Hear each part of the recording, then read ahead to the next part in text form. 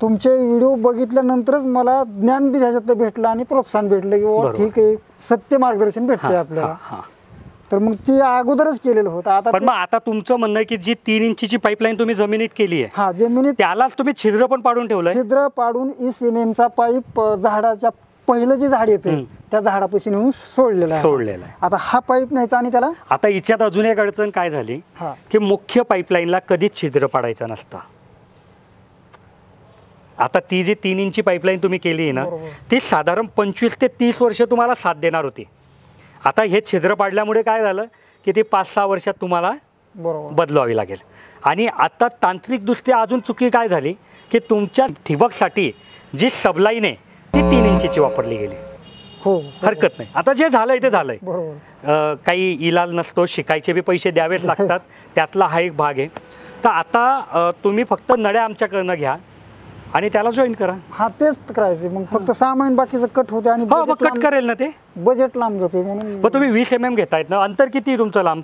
240 फूट आणि शेवट एंडला 220 पर्यंत जाते. म्हणजे चौरस तुकडं नाही, क्षेत्र नाही. आधी तिकून चौरस पुन्हा असा शेप थोडा आला खाली कमी. मग तुम्ही 16 mm का नाही टाकत आहे? ह्याचा अनुभवच नव्हता सर कसलाच अजिबात. मग असू द्या ना. मग आताही बघा, आता 16 mm ची जी ठिबकची लांबी आहे ना, ही 220 फुटापर्यंत चालते. बरोबर. मग आता जर समजा 20 mm टाकली तरी चालेल, पण बजेट वाढतंय.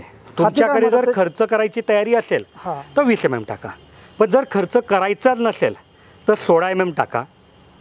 आता फळबाग जसं बागा मोठ्या होतोय तसं त्याला पाण्याची बी आवश्यकता. त्याच्याने काहीच फरक पडत नाही. फळबागाचा आणि याचा काहीच संबंध नाही.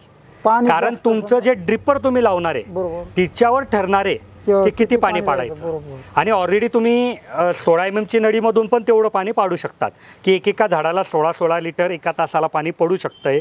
तर ते काही कुठे कमी पडणार नाही. तुम्ही आता तिथे 16 mm ची नळी जरी घेतली आणि इथे 16-20चं जॉईनर लावून ते 20चं कनेक्शन 16 मध्ये कन्वर्ट केलं तरी तुमच्या पैशाची बचत होऊ शकते.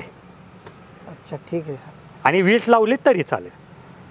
20 म्हणजे पण गरजेचं आहे ना का नाही गरजेचं? नाही, कसं आहे माहिती आहे का, आता बघा तुम्ही पाईपलाईन करून टाकली आहे. हो, आता सगळं तुम्ही कनेक्शन व्यवस्थित काढलंय आणि तुमचं कुठे कुठे अंतर 275 फूट येत आहे ना लांबीला?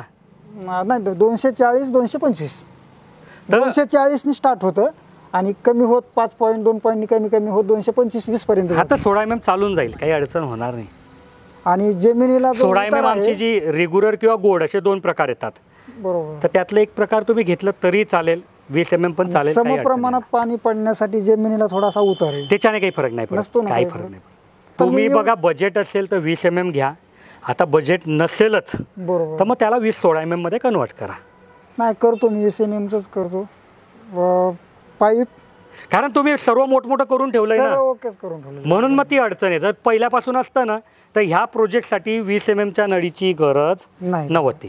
आता एक लाईन पडणार आहे तर दुसरी 2 लाईनी काढून ठेवलेत मी. एका फळबागेच्या लाईनसाठी 2 लाईनी काढून ठेवलेत.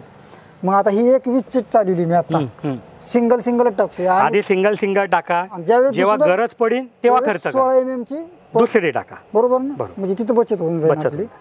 आणि कांद्यासाठी तुम्ही जी मागा प्रश्न सांगितला, साऱ्यावरती कांदा करतो आम्ही. डबल लाईन लागते त्याला, डबल लाईन लागते त्याला खर्च वाढतो. तिथली ठिबक कुठली वापरली गेली पाहिजे? हे आमचं 11,500चं पॅकेज वापरा. तेच वापरायचं. समजा त्यात थोडं हेवी जायचं तर जे आमचं दुसरं 13-14 हजाराचं त्यात जा, बस त्याच्या वर जायची गरज नाही. ठीक आहे.